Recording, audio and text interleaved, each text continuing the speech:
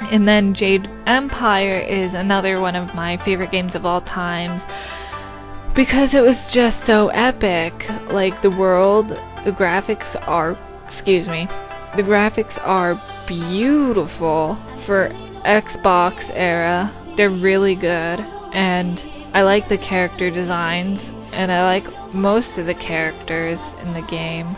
Like, I don't like, I don't like Sky. He was kind of creepy.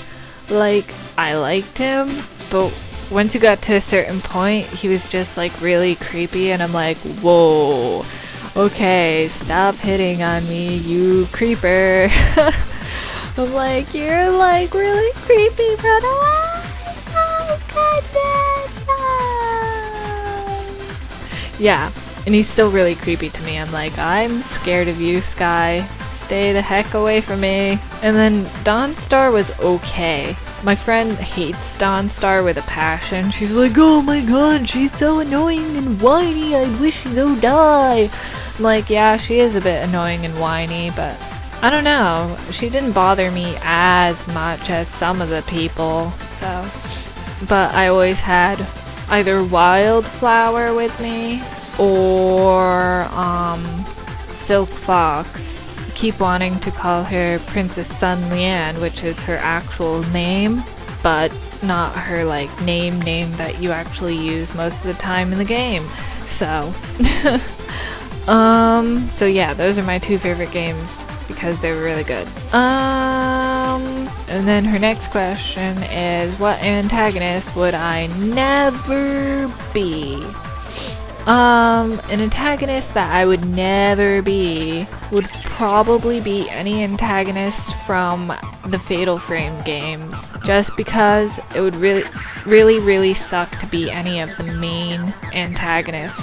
Like, it would suck to be the first, Kyrie from the first one, cause, I don't know, something about getting ripped apart by ropes it just does not sound fun to me. And then coming back as an vengeful spirit because he didn't want to get ripped apart by ropes. And then, in the end, having to get stuck, keeping the stupid door shut for all eternity. That would just ultra suck. Just hanging there for the rest of eternity until, like, the world explodes or something. Not something I would want to be doing. And I wouldn't want to be Sae from Fatal Frame 2, because she gets hanged, and then she gets thrown into a giant hole, and comes back, and is all like, ah! And does her crazy laugh of crazy laughingness, and gets abandoned by her sister, so she gets left behind all by herself for like a long time and is all like psychotic. So I'm like, no thanks. And then I wouldn't want to be the one in the third game, and this is kind of a spoiler, so if you haven't finished the third game and you don't know who the antagonist is or much about it, skip ahead a little. But yeah, I wouldn't want to be Reika either, because it would really suck to be nailed to the ground for all eternity with having your dead boyfriend, lover, fiance staring at you for like the whole entire time. Like, no wonder she kept saying, I don't want to see anymore. I wouldn't want to see anymore either. I mean, it would be bad enough to see like your boyfriend getting killed or whatever, but then having their corpse like lying on the ground next to you, like staring at you, and you couldn't get up and move it or anything. That would be like the worst thing ever. And I don't know anything about the main antagonist Ghost in Fatal Frame 4, because I don't know a lot about it. I know pretty much the basic story and what's it about, but I don't know about the main antagonist in Fatal Frame 4, so. But I'm sure it would suck to be them too. I don't even know if there's a main antagonist, because there's 4 people you play as, but one of them dies. So 3. I don't like how they added all these people to play as in Fatal Frame. I liked it better when you just played as like one person instead of being like 3 with 3 separate cameras. Except that guy doesn't have a camera. He has a flashlight. Like, it's a bubble flashlight.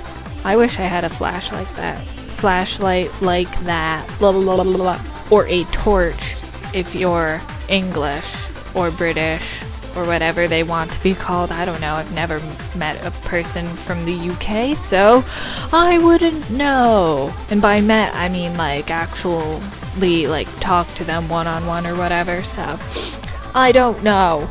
They can be called little green midget people from Mars if they want, for all I care. Whatever floats your boat. Go right ahead.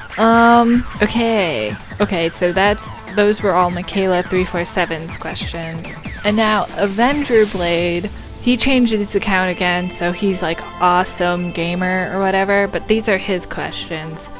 His first question is, what video game got me into gaming? And it would probably be Donkey Kong Country for the original Super Nintendo. Because the Super Nintendo is the first game console that I ever got. We got it for Christmas when I was around 4 years old, I want to say. 4?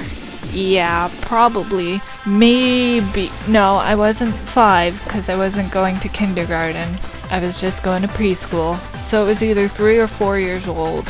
I can't remember if my brother was 10 or 11. But it was when I was either 3 or 4 years old. And we had Pac-Man, Frogger, and Donkey Kong Country for it. And I mean, Pac-Man and Frogger, yeah, they're really good games and stuff. And I still love Pac-Man and Frogger, and I'm like, oh my god, I love this. I still play them, but not like they're not really like games with like a storyline and like a changing area and stuff. Pac-Man kind of is, but all you are doing is eating dots and running away from ghosts. Kind of like Fatal Frame, except without dot eating. We don't do that in Fatal Frame.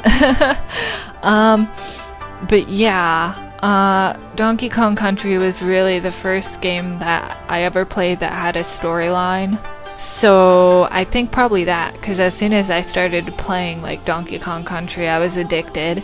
And then, because I fooled around with my brother's Pokemon Blue and Legend of Zelda games for the Game Boy Color, but I never really he wouldn't let me start a new game on them because you're only allowed to have one game back in the day. So, as I'm sure most of you know, so yeah, I never really got to the storyline part, and I didn't know what I was doing half the time, so I would just run around and fool around.